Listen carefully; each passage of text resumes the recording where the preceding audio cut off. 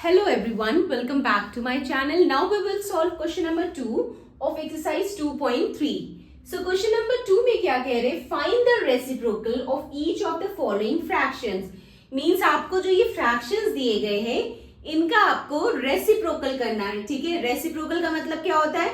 Numerator को denominator कर देना एंड डिनोमिनेटर को न्यूमरेटर कर देना है. ठीक है, मान लीजिए आपके पास कोई नंबर है 2/5. ठीक है, तो इसका रेसिप्रोकल क्या हो जाएगा 5/2. ठीक है, मींस जो न्यूमरेटर है वो डिनोमिनेटर बन जाएगा और जो डिनोमिनेटर है वो न्यूमरेटर बन जाएगा. ठीक है, मींस उल्टा हो जाएगा. तो यहाँ पे हमें क्या करना है, ये जो फ्रैक्शंस दिए गए सबसे पहले हमें इनका क्या करना है reciprocal and classify the reciprocal as proper fraction, improper fraction and whole number. ठीक है, फिर जब हम रेसिप्रोकल देख कर लेंगे फ्रैक्शंस का तो अब हमें बताना है कि जब रेसिप्रोकल करने के बाद जो फ्रैक्शन आया वो प्रॉपर फ्रैक्शन बना, इम्प्रॉपर फ्रैक्शन बना या होल नंबर बना. ठीक है, सो प्रॉपर फ्रैक्शन क्या होता है? प्रॉपर फ्रैक्शन वो होता है जिसका न्यूमरेटर छोटा होता है डिनोमिनेटर से. ठीक है, और इम्प्रॉपर फ्रैक्शंस क्या होता है? जिसका न्यूमरेटर बड़ा होता है डिनोमिनेटर से. ठीक है, जैसे कि आपको एग्जांपल ले लीजिए 2/3. तो 2/3 में क्या है? न्यूमरेटर 2 है जो कि छोटा है डिनोमिनेटर से, तो ये क्या हुआ? ये प्रॉपर फ्रैक्शन हुआ. ठीक है, अब अगर हम ले रहे हैं 7/2, इस केस में न्यूमरेटर बड़ा है एज कंपेयर टू डिनोमिनेटर, तो ये क्या हो गया? इम्प्रॉपर फ्रैक्शन हो गया. ठीक है, सो प्रॉपर फ्रैक्शन में क्या होता है? न्यूमरेटर छोटा होता है डिनोमिनेटर से एंड इम्प्रॉपर फ्रैक्शन में क्या होता है? न्यूमरेटर बड़ा होता है डिनोमिनेटर से.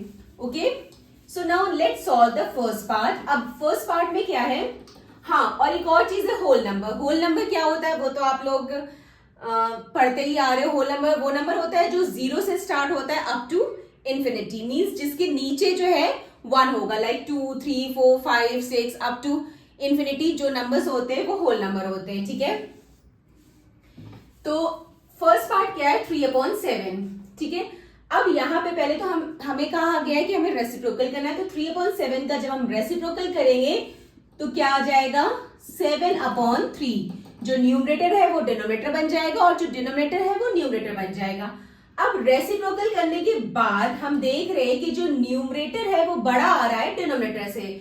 सो अगर न्यूमरेटर बड़ा रहेगा डिनोमिनेटर से तो मैंने क्या बताया था क्या होगा? Improper fraction.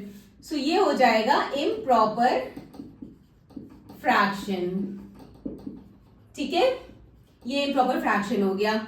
अब सेकेंड पार्ट में 5/8 है, हम इसका रेसिप्रोकल करेंगे तो ये क्या आ जाएगा? 8/5.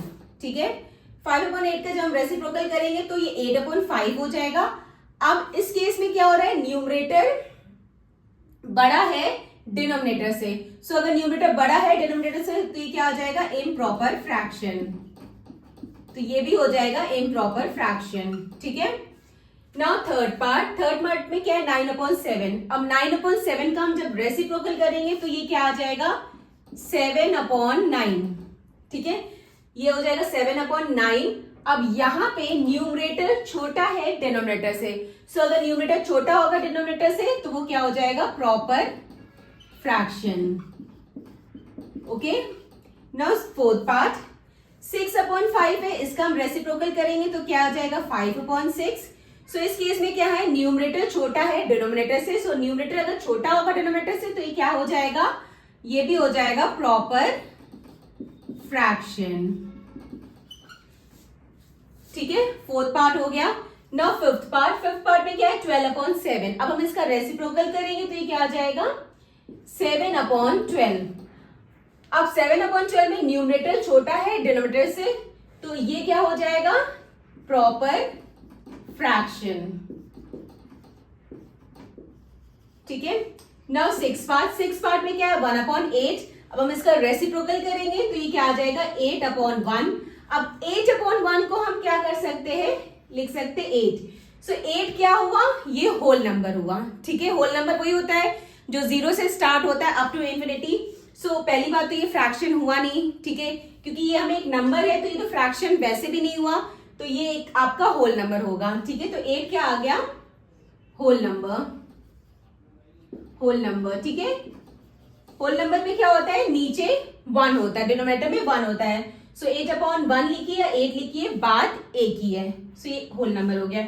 इसी तरह 1/11 है, इसका हम रेसिप्रोकल करेंगे तो ये 11/1 हो जाएगा। तो चाहे 11/1 कहिए चाहे 11 कीजिए, बात एक ही है, ठीक है।